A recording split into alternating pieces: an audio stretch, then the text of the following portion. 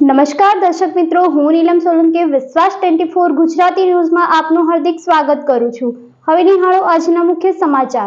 રાજકોટ જિલ્લાના ઉપલેટા શહેર તેમજ ગ્રામ્ય વિસ્તારની અંદર વહેલી સવારથી મેઘરાજાએ ધમાકેદાર એન્ટ્રી કરી છે।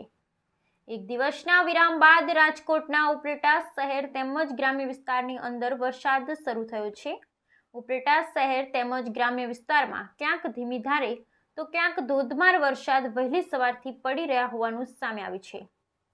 ઉપલેટાના મોજીરા, ખીરસરા, ગઢાડા, ખાખીજળિયા, ભાયાવદર સહિતના વિસ્તારમાં સવારથી વરસાદી વાતાવરણ જોવા મળ્યું છે। આ સાથે જ ઉપલેટાના ભાદરકાંઠાના ગ્રામ્ય વિસ્તારો જેમ કે હાટફોડી, સમઠિયાળા, લાઠ, ભીમોરા, મજેઠી સહિતના ગામોમાં પણ વહેલી સવારથી વરસાદ શરૂ થયો છે।